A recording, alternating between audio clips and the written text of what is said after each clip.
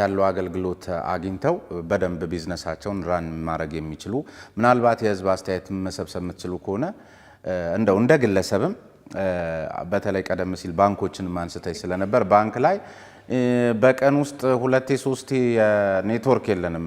አሁንማ በነገር አንዳንድ ጊዜ እንዴት አርጋችሁ እንደምትፈቱት እኔ አላቅም። ብዙዎች ምናልባት የራሳቸውንም ችግር ጭምር ሳይቀር የኢንተርኔት ችግር በሚል ብዙ በርካታ አገልግሎት ሰጪ ተቋማት የሆነ ነገር የሚያዋክቡትም ነገር አለ። ይሄም እንግዲህ እኛ ስንሰማ ከናንተም ጋር ያይዘን እናንተ ላይ ልንፈርድ ስለምንችል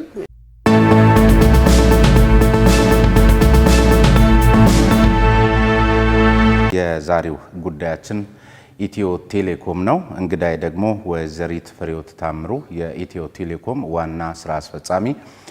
ወይዘሪት ፍሬህይወት ታምሩ እንግዲህ እዚህ ድረስ ተመልካቾችን አክብረሽ በነገራችን ላይ ለተመልካቾቻችን አንቱታው እንዳይምታታብኝ አንቺ እያልኩ የምቀጥል ነው የሚሆነው።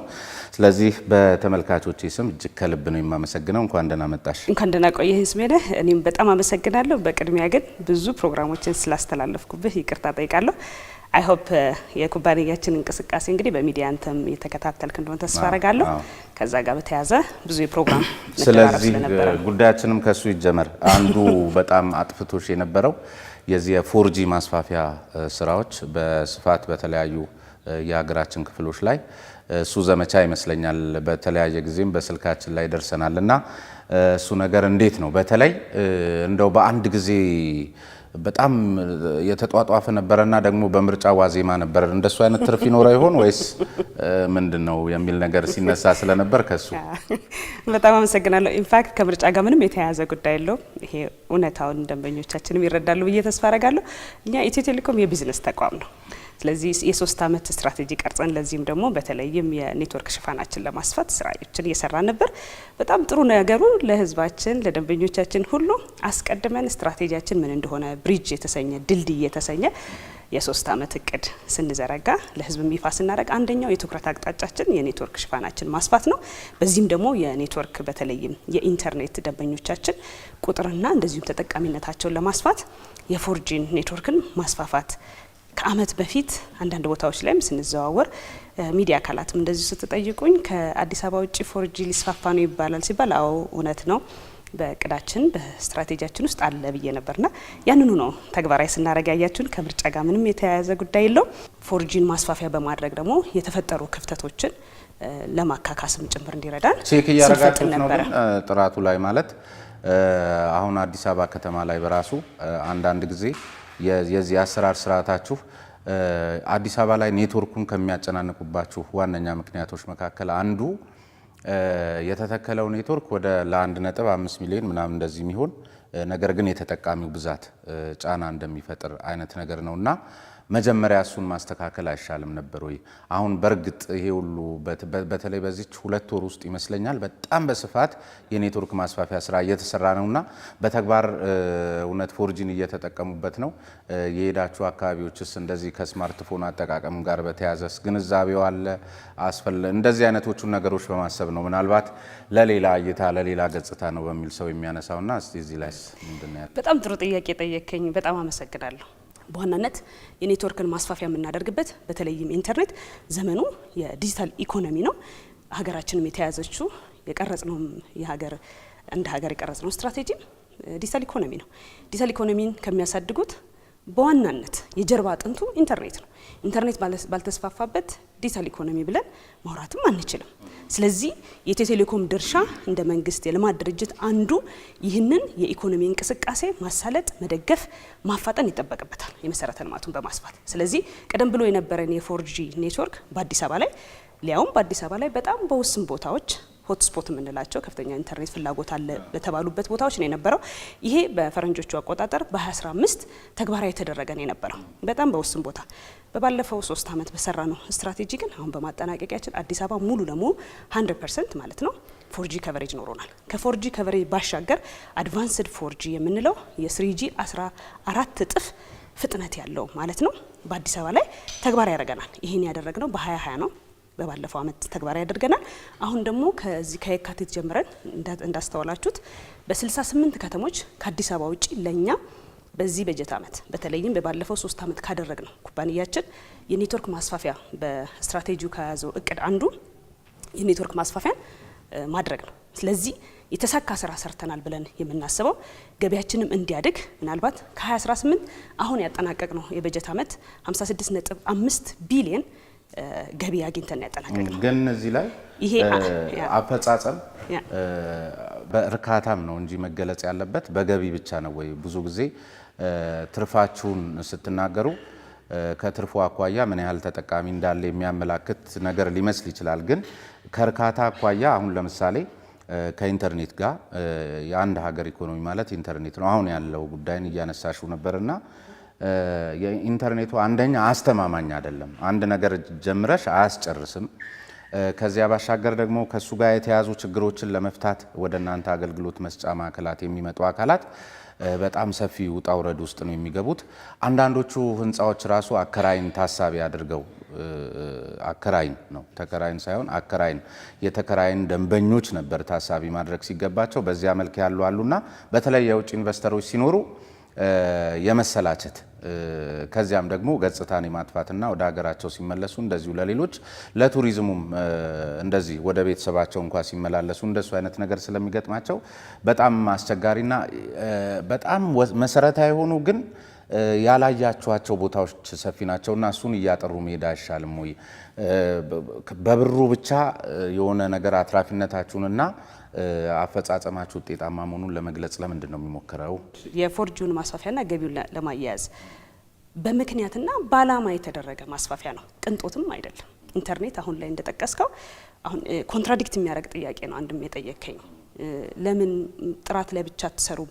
ማስፋፊያው ለምን አላልክም? ግን እዛች ውስጥ ያለችውን ያንተን ብቻ ላይሆን ይችላል፣ የአዳማጮችም ኮንሰርን ሊሆን ስለሚችል በደንብ እንዳፍታታው ብዬ ነው። በመጀመሪያ ኢንተርኔት ሌግዠሪ አይደለም። እንግዲህ ቀደም እኛም ስትራቴጂውን ስንዘረጋው የደንበኞቻችንን ፍላጎት መሰረት አድርጎ ወይም ታሳቢ አድርጎና የቴክኖሎጂውንም አዝማሚያ የኩባንያችን ውስጣዊ ነባራዊ ሁኔታ እንደዚሁም ደግሞ ውጫዊ ነው አጠቃላይ የሀገራችን የኢኮኖሚ እንቅስቃሴ የደንበኞች ስንል ደግሞ የንግድ ተቋማትም አሉ የግለሰቦችም አሉ። እነዚህን ሁሉ ታሳቢ አድርገን ይህን ስትራቴጂ ቀረጽ ነው። በእኛ እምነት አሁንም ደንበኛ ያው ሁልጊዜ ፍላጎቱ እየጨመረ ይሄዳል። ስለዚህ በንጽጽር እውነቱን ለመናገርና በድፍረት የምናገረው ከ3 ዓመት በፊት በዋትስአፕ ስልክ ደውላችሁ ሳይቆራረጥ የምትደውሉበት እኔም እናንተም አልነበረም። ምክንያቱም የተወሰነ ቦታ ብቻ ፎርጂ የነበረበት ነው። አሁን ላይ እኮ አይደለም አዲስ አበባ ከአዲስ አበባ ውጭም 68 ከተሞች የፎርጂ ማስፋፊያ የተደረገባቸው በርካታ ስራዎች በተለይ ለዚህ ምስክር የሚሆኑና በስራችንም እኛ ከኮራንበት አንዱ የኢንተርፕራይዝ ደንበኞቻችን የንግድ ተቋማት እንደ ባንክ ያሉ ገቢዎች፣ ሌሎችም የሀገራችን ኢኮኖሚ የደገፉ የግል ሴክተሩ ጭምር እንቅስቃሴያቸውን የሚያደርጉት ኢንተርኔት ላይ ታግዘው ነው። ምናልባት አሁንም ወደ ሌሎቹ ጥያቄ እመጣለሁ። ኮቪድ የዛሬ ዓመት ሲከሰት ይህን የኢንተርኔት ማስፋፊያ አድርገን ባይሆን ኖሮ በርቀት ላይ ሆነን እንቅስቃሴያችን ተወስኖ ስራዎች እንድናደርግ ብዙ ሀገሮች ኮቪድን የተቋቋሙበት አንድም ኢንተርኔት የተሻለ ፔኔትሬሽን ያላቸው ወይም ተደራሽነት የሆኑና ማህበረሰባቸው ተጠቃሚ የሆነ ነው። በሽፋንም በደንበኛ ቁጥርም ቅድም ለመናገር የሞከርኩት ምናልባት ከ2018 ጀምሮ በሀገራችን ባልታየ መልኩ ይሄ በድፍረት አሁን የምንናገረው ይረሳል። የሰው ልጅ ያው ይረሳል፣ እኔም እናንተም ትረሳላችሁ። ከ40 እስከ 80% ቅናሽ አድርገን ደንበኞች እርካታ ላልከው አንዱ መለኪያው አገልግሎት ደንበኞች ማግኘት የሚችሉበት ማቅረብ አገልግሎቱ እንዲጠቀሙ የሚያስችል ደግሞ ተመጣጣኝ የህብረተሰቡን አቅም ታሳቢ ያደረገ የአገልግሎት ታሪፍ ማውጣት የቻለ እንደሆነ ነው። ስለዚህ የደንበኞች ፍላጎት እያደገ ነው። አዎ ክፍተቶች አሉ። አዎ ይህን ለማሻሻል ግን በርካታ ስራዎች እየሰራን ነው ለማለት ነው። የአገልግሎት ጥራትም ቢሆን አሁንም በንጽጽር ነው ማየት የሚገባል። የደንበኞች ፍላጎትን ለኤክሲድ ለማድረግ ስራዎች እየሰራን ነው። ምንም ስራ አልሰራንም ብለን እንወስድ አልተሰራም አላለም እኮ። አሁን ለምሳሌ ምልሽ አሁን እዚሁም ላይ እንዳታስረሳኝ ስላልሽኝ እንደው አገልግሎት መስጫ ተቋቁማችሁ ራሱ ልክ ናቸው። በእርግጥ አሁን አንዳንዶቹ ሁሉንም የህብረተሰብ ክፍል ታሳቢ ያላደረጉ ለአካል ጉዳተኞች የማይመቹ አንዳንዶቹ ስርቻ ውስጥ መንደር ውስጥ ያሉ አስፋልት ላይ ቦታ ሳይጠፋ ለትራንስፖርት ምቹ ቦታ ላይ ያልሆኑ ማት አሉ። በመጀመሪያ ስሜነህ ኩባንያችን መስፈርት አለው። ምን እንላቸዋለን? ፖይንት ኦፍ ሴልስ የምንላቸው የሽያጭ ማዕከላችን በነገራችን ላይ በአሁኑ ሰዓት 417 የሽያጭ ማዕከል በመላው በሀገሪቱ አለን ማለት ነው። እነዚህ የሽያጭ ማዕከሎች ሲመረጡ ክራይቴሪያ አለው። ምንድነው ደረጃ አላቸው። ግራንድ፣ ሃየር፣ ሚዲየም የምንላቸው ኪዮስክ እያለን በደረጃቸው ነው ኢቫሉዌት ይደረጋሉ። ምን ያህል ደንበኛ ያስተናግዳሉ፣ በምን ያህል ኪሎ ሜትር ከአንደኛው ሽያጭ ማዕከል ከሌላኛው በርቀት ላይ ተቀምጧል። ለደንበኛ ተደራሽ፣ ዋናው ዓላማ ለደንበኛ ተደራሽ ለመሆን ነው። በተለይም ፐርሰናላይዝድ የሆነ የምንለው ደንበኛው የራሱን ፍላጎት ከርቀት ሆኖ የማያገኛቸውን አገልግሎቶች በአካል መጥቶ አገልግሎት ሲወስድ የተሻለ መረጃ እንድንሰጠውና አገልግሎት እንዲወስድ የሚያስችሉ ናቸው። ምናልባት የህዝብ አስተያየት ቀደም ሲል አንድ ያነሳሹ ነገር አለ። አንደኛ ስራዎቹ ከፍተኛ ኢንቨስትመንትን ይጠይቃሉ። እንደገና የቢዝነስ ተቋም ነን የሚልም ነገር ታነሻለሽ። በዚህ በኩል ስለ ቅናሽ የምትናገሪው ነገር አለ እና ይቻላል ወይ እየቀነሱ ነው ወይ ማለት በመቀነስ ውስጥ መወዳደር እነዛን ኢንቨስትመንት ያልሹን ከፍተኛ ኢንቨስትመንት ለመሸፈን ማማለል ሳይሆን ገንዘብ እየቀነሱ የሰዎችን ቁጥር የደንበኞችን ቁጥር ማብዛት ሳይሆን ጥራት ያለው አገልግሎት አግኝተው በደንብ ቢዝነሳቸውን ራን ማድረግ የሚችሉ ምናልባት የህዝብ አስተያየት መሰብሰብ የምትችሉ ከሆነ እንደው እንደ ግለሰብም በተለይ ቀደም ሲል ባንኮችን ማንስተይ ስለነበር ባንክ ላይ በቀን ውስጥ 2-3 ኔትወርክ የለንም። አሁንማ በነገር አንዳንድ ጊዜ እንዴት አርጋችሁ እንደምትፈቱት እኔ አላቅም። ብዙዎች ምናልባት የራሳቸውንም ችግር ጭምር ሳይቀር የኢንተርኔት ችግር በሚል ብዙ በርካታ አገልግሎት ሰጪ ተቋማት የሆነ ነገር የሚያዋክቡትም ነገር አለ። ይሄም እንግዲህ እኛ ስንሰማ ከእናንተም ጋር እያይዘን እናንተ ላይ ልንፈርድ ስለምንችል የህብረተሰቡን ስሜት የተቋማትን ስሜት ማጥናት የሚያስፈልግ ይመስለኛል። በዚህ መንገድ አይታችሁታል? ትክክል። ጥሩ ጥያቄ ጠየቀኝ ስሜነህ ሀገር። ምናልባት የንግድ ተቋማትም አንዳንዴ በእኛ ሲያሳብቡ የኛው ደንበኞች ናቸው፣ ግን ደግሞ እውነት ነው ይከፋናል። በምንድን ነው የሚከፋን? አንዳንድ ጊዜ ምን ይሆናል ቢሮአችን ያለ ሎካል ኤሪያ ኔትወርክ ምንለው አለ አይደል የምትዘረጉት እሱ ተነቅሏል። ከዛ ለደንበኞች አገልግሎት የለም ኢንተርኔት ተቋርጧል ይባላል። ብስጭት ያደርገናል። እኛ ከዚህ ሆነን ደግሞ ሁሉም የኢንተርፕራይዝ ደንበኞቻችን ለምሳሌ አሁን ያለውት ሚዲያ ስለሆነ ሚዲያ እናንሳ። ሚዲያዎቻችን ጠቅላላ ለምሳሌ ቬሪ ክሪቲካል ከሚባሉ ደንበኞቻችን ናቸው ሁሉም ሚዲያ ተቋማት ኦል። ስለዚህ 24/7 ሞኒተር ይደረጋሉ። ሰርቪሳቸው አለ የለም እና አንዳንድ ጊዜ ፍሬ ስፒዱ ቀነሰብን ወይም አልሰራም ስትሉ እያየሁት ነው አለ የገጠማችሁትን ነገር እውነቱን ተናገሩ ላለው ብዙ ጊዜ ሚዲያም ላይ ባንኮች ራሳቸውን የቻለ አንድ እንትን ያላቸው በአደረጃጀትም እንደዛ ናቸው። የገቨርንመንት ተቋማት ለብቻቸው ናቸው፣ ለብቻ ክትትል የሚደረግባቸው። ስለዚህ የንግድ ተቋማቶቻችን በጠቅላላ አንደኛ ደንበኞቻችን ሁሉም ደንበኞቻችን አገልግሎት እንዲያገኙ ሳይቆራረጥ እንፈልጋለን። የኛም ፍላጎት ነው የእናንተም ነው እንደዛው። ደንበኞቻችን ሳናረካ እንዳልኩ ገቢ ማሳደግ ኩባንያ መቀጠል የሚባል ነገር የለም። ደንበኞቻችን የኛ ህልውናዎችን ናቸው እንደ ቢዝነስ ተቋም ቅድም እንዳልኩ። ግን ማሳበብ አለ ምንም ጥርጥር የሌለው። አንዳንድ ጊዜ ዳታ ሴንተራቸው ውስጥ ችግር ተፈጥሮ ሊሆን ይችላል። አሁን ምን እያደረገን ያለ ነው? ሁሉንም የኢንተርፕራይዝ ደንበኞቻችን አሁን ባወጣነው እቅድ ከዚህ ቀደም እናደርጋለን በተሻለ መልኩ እየሄድን ኮንሰልት የማድረግ አንዳንዶቹ ለምን ይፈጠራል መሰለ በተለይ የንግድ ተቋማት ሪደንደንሲ እንዲኖራቸው ድግግሞሽ የምንለው ባካፕ የምንለው ማለት ነው። አንደኛው የሚመጣው መስመር በተለያየ ምክንያት ይቆረጣል። በዚህ አጋጣሚ ቴሌኮም የሚቋረጠው በእኛ ውስጥ አሰራር ብቻ አይደለም። አንዳንዴ መንገድ እየተሰራ ሊሆን ይችላል፣ ልማት እየተከናወነ ፋይበር ይቆረጣል። ስለዚህ እስከሚጠገን ድረስ ይቋረጥባቸዋል። ስለዚህ ሌላ ሪደንደንሲ እንዲኖራቸው በተለይ በባለፈው ቅድምም እንዳላነሳው ተያያዥ ጥያቄ ቅናሽ እያደረጋችሁ ገቢ ማሳደግ ይቻላል ወይ? እዛ አንደኛው የዋና ስራ አስፈጻሚ ቻሌንጅ እና ስራ እሱ ነው። ደንበኞች ጥራት ያለው አገልግሎት በጣም በተመጣጣኝ ወይም ደግሞ እንደውም ርካሽ በተባለ ዋጋ ቢያገኙ ደስ ይላቸዋል። ኢንቨስተሩ ደግሞ ወይም ደግሞ ባለቤት ደግሞ ትርፋማ መሆን ይፈልጋል አይደለ? ዋና የምትላቸው የአንድ ተቋም ባለድርሻ አካላት ማለት ነው። በዚህ ውስጥ ደግሞ ዋና የምትላቸው ሌላ ባለድርሻ አካላት ሰራተኞች ናቸው። ሰራተኞች ደግሞ ጥሩ ክፍያ እንዲፈጸምላቸው ይፈልጋሉ አይደለ? ስለዚህ እንዴት ነው ይሄንን አቻችሎ አጣጥሞ እነዚህን ፍላጎቶች አጣጥሞ ኩባንያ ቀጣይ እንዲሁ ማድረግ የሚቻለው? ይሄንን ማጣጣም ካልቻለ አንድ መሪ ወይም እንደ ኢትዮ ቴሌኮም የልማት ድርጅት የቢዝነስ ተቋም በበጀት የሚተዳደር አይደለም። ገቢ ማምጣት አለበት፣ ዲቪደንድ መክፈል አለበት፣ ፈሰስ ማድረግ አለበት አይደል? ታክስ ይከፍላል። ስለዚህ ምን መሆን አለበት ማለት ነው? ተርፋማነቱን እያረጋገጠ ደንበኞችንም እያረካ በውስጡ የያዛቸውንም ሰራተኞች ደግሞ ተመጣጣኝ ደሞዝ ወይም ክፍያ እየፈጸመ መቀጠል መቻል አለበት።